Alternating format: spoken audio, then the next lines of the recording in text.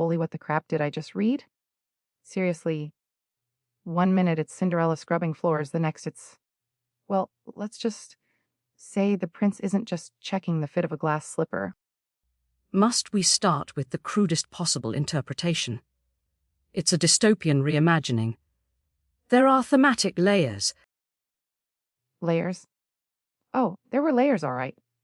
Layers of something sticky. I needed a silkwood shower after chapter 18. It's called Thrall by K.A. Riley. And for the record, the explicit content is a point of discussion. Discussion? It's the only discussion. People thought they were getting Hunger Games meets Disney, and instead they got, well, let's just call it 50 Shades of Suit. The author clearly just wrote her teenage diary, got bored, and stapled some smut onto the end. That's wildly inaccurate.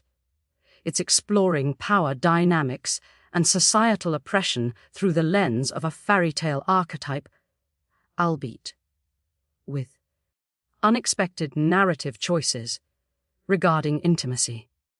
The author is clearly trying to subvert. Subvert my foot. She's trying to sell books to hormonal teenagers who accidentally clicked the wrong thing online.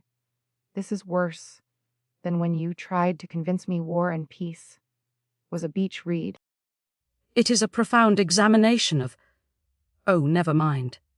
This is Thrall. Magic slaves. Evil nobles. And apparently, scenes that require parental guidance. Okay, let's talk Shara. Miss, I have magic powers, but I'm also a slave, but I'm also weirdly sassy to the people who could literally kill me.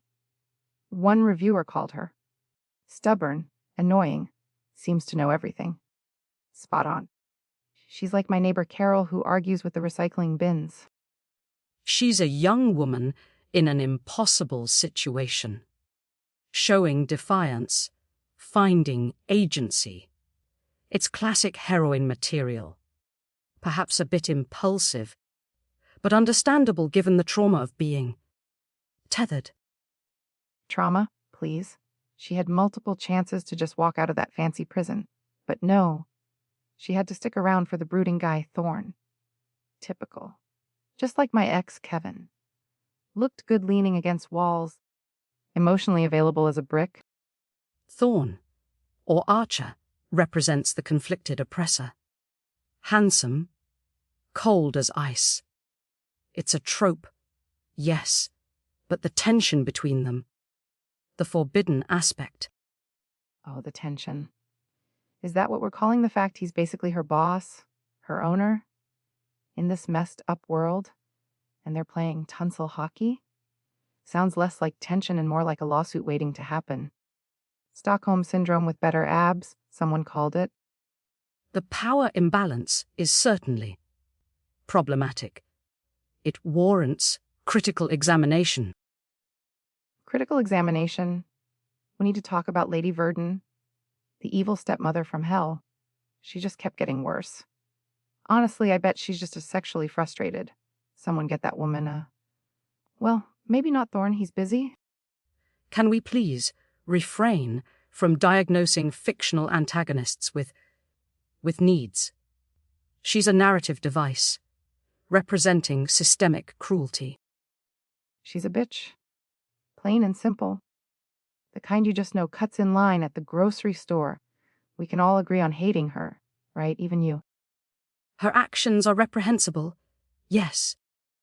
Okay, so is this pile of tropes and unexpected body fluids actually good? One review said, and I quote, trashy enough to be good. Which, honestly? Mood.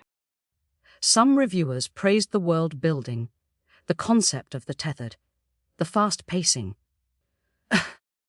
Others called it a derivative knock-off and said, the magic system made no sense.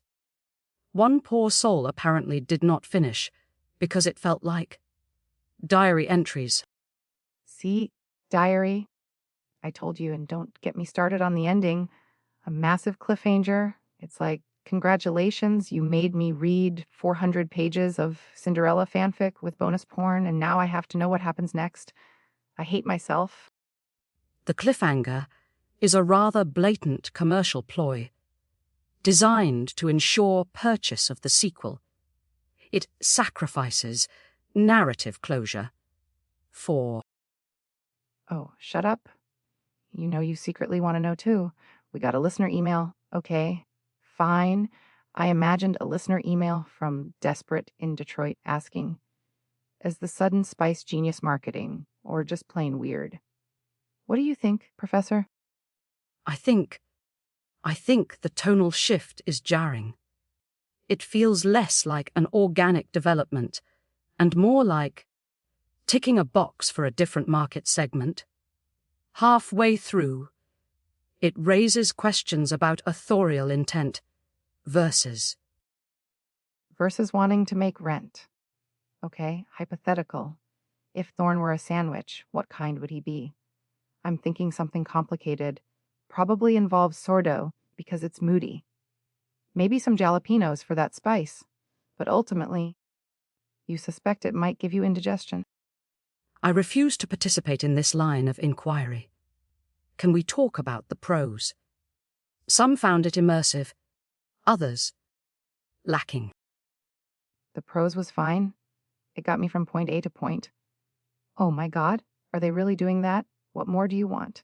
Shakespeare. It's spicy dystopian Cinderella. Adjust your expectations. I mean, one reviewer literally said, sexual references and curse words are absolutely not necessary. In a book about magic slaves and rebellion. Bless their heart. Perhaps they simply preferred the initial YA tone. The whiplash is undeniable. Whiplash is putting it mildly. It's like watching Bambi and suddenly cutting to a scene from Caligula. All right, ratings. Despite my reservations about the ethical implications of the central romance and the abrupt tonal shifts, the core concept has potential. I give it a conflicted 4 out of 11 missing glass slippers. Conflicted? I know exactly how I feel. It was kind of dumb, totally derivative. The spice felt stapled on, and I hated that cliffhanger. But I couldn't put it down, and I've already pre-ordered book 2. Make it make sense. I give Thrall 6 out of 7 pearl-clutching moments. That rating system is meaningless. So's literary criticism when there's smut involved. Join us next week when we'll be discussing Gary, the Gargoyle's Guide to Existential Dread. Ooh, sounds deep. Or maybe just heavy. Don't miss it. This has been Heartbook Radio. Try not to get whiplash.